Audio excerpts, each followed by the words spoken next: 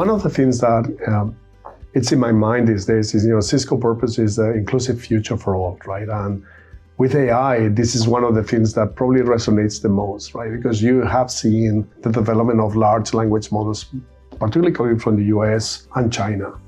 And it almost feels that if you don't belong to one of those countries, you're kind of left behind, right? So it's one of the areas that I think we need to look a bit more in detail. And at Cisco, we are really here to help our customers and governments really to be sure that they are also enjoying the AI revolution. At a recent forum, we were discussing on how countries, like small countries particularly, can survive in this borderless world. I do think there's a few things that you can do, right? One, preservation of your culture and language, and be sure that your language is included and is relevant. And when you're in there, you can get good answers in your local language is super important. And the good news is that there's many researchers that are looking into that, and there's ways for the models to learn based on the language you're in, how to give you a better answer that instead of using English grammar, using the local language grammar. But still, I think it's an area that, particularly for all of you, the younger generation, you should be thinking of, what is it going to mean, right? This borderless AI, how is it going to impact us? So could you expound on what does borderless AI mean and how does that impact businesses? So you can look at it from two angles. One is, in theory, we could develop many of these things, right? Have a model that is based in New York that is helping you do better banking in Nigeria, right? But the data has to come from Nigeria to New York and back, right? And with that, there could be some security concerns, right? And also who actually has, is the power in the hands of fewer players, right? That could create a feeling of lack of trust, right, in the future. And we've seen this already with the internet. I think with AI, you're gonna see it much more exacerbated, right? Governments are also concerned about that. If you look at many of the governments in the world have a lot of data about the constituencies, right? So they wanna be sure that that is being safe and that anything that AI is using is actually for the benefit for the public good being the country that has that data, right? So that's a demand that we see increasingly. The concept of sovereign AI models is very strong. And the last one is enterprises themselves, right? Enterprises say, many of these models are very generic, right? They don't really give me the answer I need, and I wanna use my own data, which is where the value is. I have historically lots of data. I could mine and produce probably better answers, but they don't want that to leave the enterprise, right? So those three elements to me are the ones when I will characterize as the borderless AI or border AI, AI if you want to look at it the other way around. Right? What are the biggest technical and regulatory challenges that companies face in implementing global AI solutions? Well, it's already happening, right? In some countries, there's already legislation to prevent data to move. For example, consumers in Europe have very strong saying on how that data is going to be used, right? Either by typically social media companies or consumer type of internet companies. In business, it's going to be the same.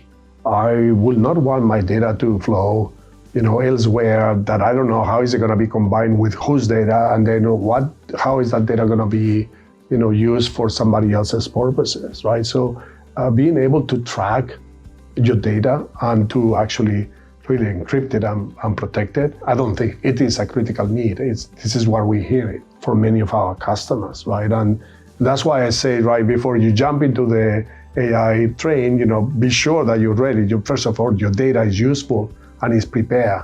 Not everybody has data that is useful and prepared to be ingested, right? Second, be sure it's secure. The third, be sure that you have the right infrastructure to make it happen, right? That is fast, low latency, and has visibility. So it is happening already. And I think at government level, you're gonna see from the conversations we have with some of the ministers or public workers that there is a need. They are expecting the industry to come to solutions that help them maintain, jump into AI by doing it in a way that is trusted by the constituents in their country, right? Which makes all the sense to me. Speaking of infrastructure, may I ask, in your opinion, What do you think is the most exciting business opportunity for customers leveraging on Cisco's infrastructure for AI? You put it all together, right? All our customers are asking us about use cases for AI, right? So one of the things that we've been discussing for a while is, let's show them what we do already ourselves, either on supply chain, on CX, customer support. We have tons of statistics on how that has managed, use case by use case to really move the needle. It is as simple as that, really. Instead of thinking of how you're going to do the whole company or the whole function, just look at a use case by use case, right?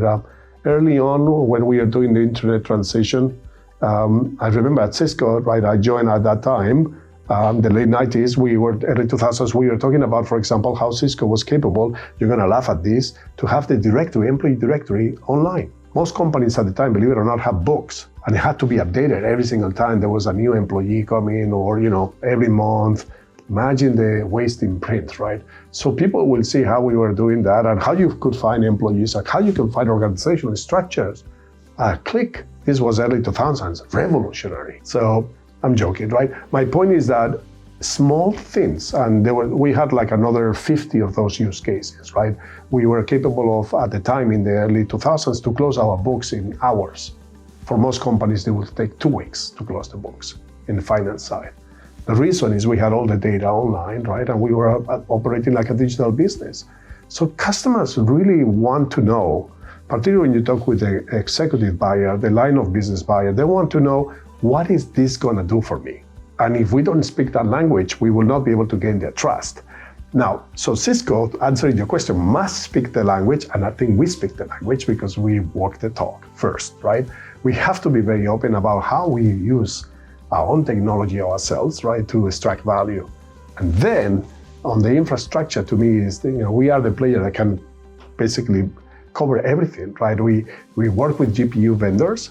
We have the connectivity, fastest, low latency, best in the world. Then we have security that cuts across everything, so it can allow for you to have the borderless AI that we are discussing. And also we have the observability with Splunk. We know how things are operating, what's working well, what's not working well. And now with agentic AI ops, we are capable of self-healing, so that if a problem comes, you can advise to the operator that a problem is, and this is the real best action, but also you can automate that to avoid, for example, a router that is beginning to fault, take it out of the network, get the resilient element in place so that you avoid basically even to have to make that decision. And then you can deal with that the following day, right? This is what happened last week or something like that. All of that is not fantasy. This is already real at Cisco today. And I think many of our customers, what they are craving is for that kind of more, just show me something real. Let me talk to your finance lead. Let me talk to your supply chain. Let me talk to your sales leader on how you use an AI. That is a value that we shouldn't be underestimated. At Cisco, we don't underestimate it, and we offer that obviously to our customers.